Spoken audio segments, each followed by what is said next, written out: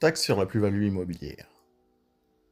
Hello, donc là on va voir un sujet assez épineux qui est la plus-value immobilière, comment elle est calculée, comment elle est taxée et comment évidemment optimiser la taxe sur la plus-value immobilière. C'est parti. Dans un premier temps, on va rappeler la définition de la plus-value, les cas d'exonération, ensuite le calcul de la taxation, on se fera un petit cas d'école en cas d'exemple, et ensuite on va voir une petite optimisation possible. Définition de la plus-value. La plus-value immobilière, c'est quoi? Imaginons que vous ayez acheté un bien et que vous l'ayez vendu quelques mois ou quelques années plus tard, plus cher, et vous avez réalisé ce qu'on appelle une plus-value immobilière. Comment elle est calculée, la plus-value immobilière? C'est le prix de cession moins le prix d'acquisition. Qu'est-ce qu'on entend par prix de cession?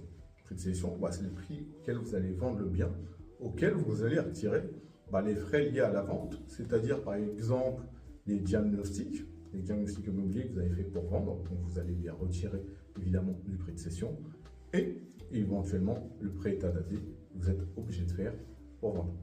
Prix d'acquisition, qu'est-ce qu'on entend par prix d'acquisition? Évidemment, il y a le prix du bien immobilier auquel vous allez rajouter les frais d'acquisition, autrement dit les frais de notaire, TVA, frais d'enregistrement, et auquel vous allez pouvoir également rajouter au prix d'acquisition les travaux que vous n'avez pas amortis. Seulement certains types de travaux. Quels travaux vous pouvez prendre en compte dans la plus-value? C'est les travaux de construction, d'agrandissement et d'amélioration. D'accord? Vous pouvez aussi, sous certaines conditions, mettre les travaux de démolition. Donc, les travaux que vous ne pouvez pas inclure, évidemment, dedans, ce sont les travaux de réparation et d'entretien. Si vous avez détenu un bien pendant plus de 5 ans, et que vous n'avez pas, évidemment, toutes les factures des travaux, vous pouvez appliquer un taux de 15%. Par exemple, si vous avez acheté un bien 100 000 euros et que vous l'avez détenu depuis plus de 5 ans, vous pouvez considérer que vous avez eu 15 000 euros de travaux. Et donc, si on récapitule, la plus-value, c'est quoi? Prix d'achat, plus frais d'acquisition, autrement dit frais de notaire, plus travaux, d'accord?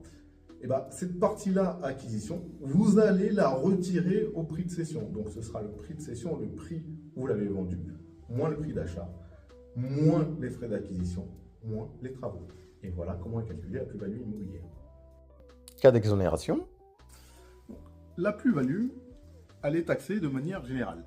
Cependant, il existe des cas d'exonération. Et le premier cas qu'on va voir, c'est la résidence principale. C'est quoi votre résidence principale? C'est la résidence où vous vivez de manière générale. Et donc, si vous revendez votre résidence principale, vous allez être totalement exonéré d'une taxation sur la plus-value. Donc, c'est le premier cas de figure qui est intéressant. Lorsque vous revendez votre résidence principale, vous ne subissez aucune taxation sur la plus-value.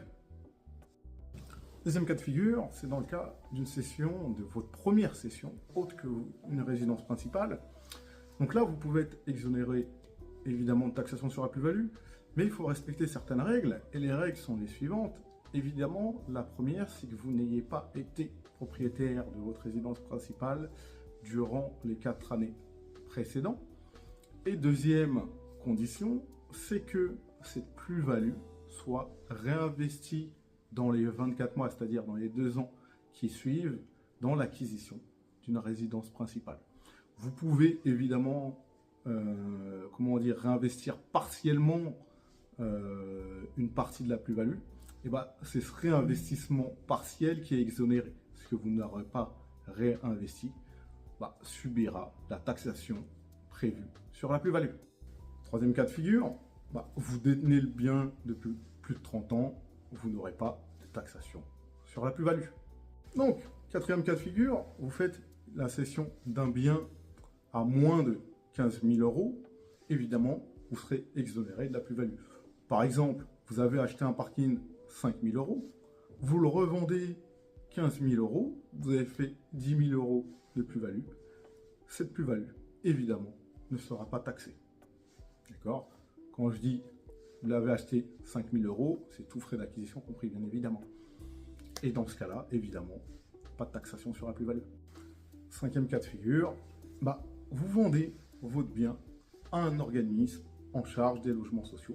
Dans ce cas-là, la plus-value est totalement exonérée. Autre cas de figure que je ne souhaite à personne, si vous êtes exproprié par l'État, donc ce fumier vous demande de sortir de votre logement à un certain prix, si vous réalisez une plus-value, vous serez exonéré à condition d'engager 90% de cette plus-value au réemploi d'achat d'une habitation ou de locaux, d'accord, que ce soit principal ou non. Mais ça vous oblige évidemment à racheter quelque chose. Voilà. Maintenant, on va voir les modalités de taxation. Donc, de façon très simple, la plus-value immobilière est soumise à l'impôt sur le revenu à un taux de 19% et aux prélèvements sociaux à un taux de 17,2%. Il existe des abattements en fonction de la durée de détention, c'est ce qu'on va voir juste en dessous. Et il faut savoir que pour des plus-values de plus de 50 000 euros, une surtaxe supplémentaire de 2 à 6% est appliquée. Concernant les abattements, pour les cessions d'immeubles, on a des abattements différents en fonction de la durée.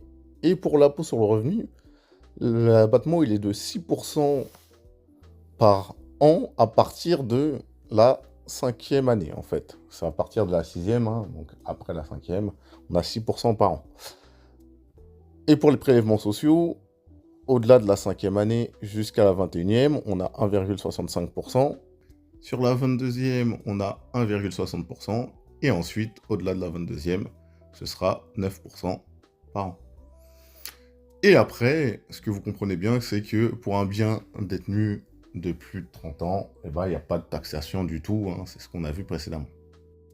On se fait un petit cas d'étude. Donc là, on va faire un cas d'école avec Monsieur Franck, donc, qui a acheté un bien il y a 7 ans, 200 000 euros. Ce bien, il l'a mis à louer, d'accord. Et aujourd'hui, il a l'intention de le revendre 255 000 euros. Sachant qu'il a acheté évidemment 200 000 euros, il en a eu pour 15 000 euros de frais de notaire. Et nous, qu'est-ce qu'on va chercher? C'est quel est le montant de la taxation sur sa plus-value immobilière. Et donc, on va regarder ça tout de suite. Et du coup, on poursuit notre cas d'étude avec Monsieur Franck. Donc, on rappelle, il détient un bien, d'accord, secondaire, acheté 200 000 euros il y a 7 ans. Il a eu 15 000 euros de frais de notaire. Il revend le bien 255 000 euros. Quel est le montant de la taxation sur la plus-value? Donc, dans un premier temps, ce qui est intéressant, c'est de calculer la plus-value comptable. Même si on sait que, comme lui, au départ, il a sorti 215 000 euros, il revend 255 000, il pense que, dans l'absolu, ça aurait été 40 000. Mais nous, comptablement, c'est pas 40 000. Pourquoi? Parce que, évidemment, il y a les 255 000, auxquels je vais retirer, évidemment, les 200 000 d'acquisition, plus les frais d'acquisition, dit frais de notaire ici, plus, évidemment, je vais rajouter des travaux, et comme ça fait plus de 5 ans qu'il détient le bien, il peut appliquer un taux de 15% par rapport au prix d'acquisition, et ça fait 10 000 euros, d'un point de vue comptable.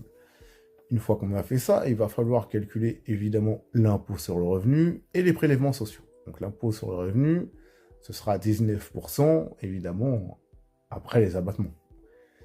Et on va calculer les abattements, mais Mr. Franck, ça fait 7 ans qu'il a le bien, et vous savez qu'à partir de la 5e année, chaque année, on a un abattement de 6%. Et donc, ça nous fait 2 ans où il aura un abattement à 6%, ce qui nous fera 12% d'abattement. Et donc, il sera simplement imposé sur 88% de la plus-value, c'est-à-dire sur 8 800 euros.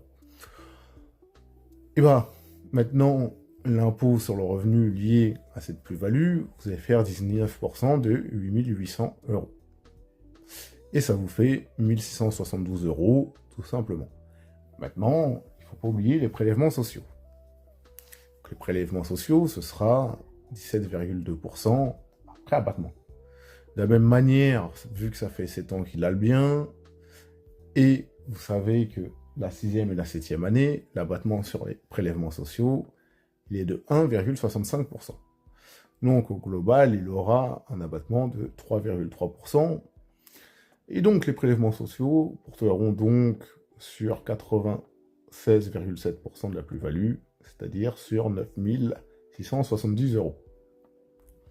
Et donc, qu'est-ce qu'il va payer en prélèvements sociaux? Ce sera 17,2% de 9 670 euros, ce qui nous donne 1663,24 euros.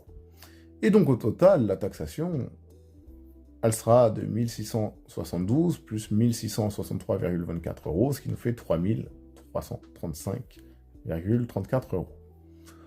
Ok, Monsieur Franck, il n'est pas content, il n'est pas prêt à payer ça, parce que, évidemment, il considère qu'il est d'utilité publique qu'un bon citoyen paye le moins d'impôts possible, et qu'il en laisse le moins possible à des organismes qui gèrent mal les finances. Et donc, il a aussi autre chose qui lui est insupportable, c'est que on ne prenne pas en compte l'inflation quand on calcule la plus-value. Et M. Franck, il a calculé entre 2017 et 2024, il y a eu cumulé 17,5% d'inflation.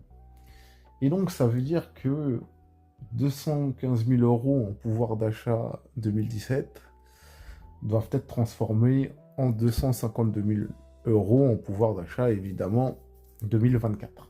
Donc, autrement dit, ce que vous pouviez acheter en termes de pouvoir d'achat en 2017 avec 215 000 euros, en 2024, il vous faut 252 000 euros. Donc, il a un peu l'impression de se faire arnaquer. Et donc, il se dit, bon, ils veulent m'arnaquer. Ok, donc nous, on va penser quand même comment je peux en donner le moins. Et ben, il va refaire ça, le même cas de figure, c'est qu'il a acheté 200 000 euros, ça peut pas changer. Les frais de notaire sont de 15 000. Néanmoins, au moment de la vente du bien, il va distinguer deux choses. Donc ce sera toujours 255 000 au global, mais il va distinguer volontairement deux choses. C'est-à-dire qu'il va dire qu'il y a 248 000 relatifs aux biens immobiliers, donc ce qu'il vend, hein, d'accord, et à 7 000 euros qui sont relatifs aux objets mobiliers et aux meubles. Donc il va dire qu'il y a eu un magnifique meuble vasque, des magnifiques miroirs, une cuisine équipée magnifiquement, un magnifique canapé, une magnifique table basse, voilà. Des magnifiques appliques, etc., etc., et qu'on aura un montant de 7 000 euros relatif à ces objets mobiliers et aux meubles. Mais du coup, ça change la plus-value comptable. Plus que la plus-value comptable, évidemment, le prix de cession, c'est le prix de cession du bien immobilier. Et donc, on aura 248 000 moins toujours les 200 000, plus les 15 000, plus les 15% des 200 000. Et ce qui fait que sa plus-value comptable, elle n'est plus que de 3 000 euros. Et de la même manière, il va avoir des impôts, et les abattements, ça ne bouge pas, donc il aura toujours les 12% d'abattement, donc il sera imposé sur 88% de 3 000 euros, et donc ça fait 2 640 euros. Et du coup, les impôts sur le revenu sera 19% de 2 640 euros, ce qui nous fait 501,60 euros. Et de la même manière, pour les prélèvements sociaux, on va les calculer, il détient toujours le bien depuis 7 ans, tout ça, ça ne change pas. Et évidemment, les prélèvements sociaux porteront sur 96,7% de la plus-value, c'est-à-dire sur 2 901 euros. Et donc, l'État doit prendre 17,2% de 2 901 euros, c'est-à-dire 498,97 euros. Et donc, au total, qu'est-ce que l'État va prendre? Cette fois, l'État va prendre que 1057 euros au lieu de 3335 euros. Et là, M. Franck, il a quand même économisé 2300 euros, qu'il estime toujours mieux dans sa poche que dans la poche de certains organismes. Autre possibilité que M. Franck a pensé, c'était d'aller habiter le bien et de le revendre en résidence principale à des dates bien précises. Il a pensé à cette idée-là, mais il ne va pas le faire, parce que pour 1000 euros, il se dit que bon, ça peut être risqué, mais effectivement, il y a pensé. Il s'est dit qu'il allait peut-être rencontrer une jeune dame entre-temps, qui justifierait de revendre pour s'installer avec elle. Et donc éviter la plus-value. Mais voilà, c'est une idée. Et il aurait bien choisi les dates pour éviter, évidemment, de se prendre une taxe d'habitation. Et ben voilà, c'était tout pour aujourd'hui.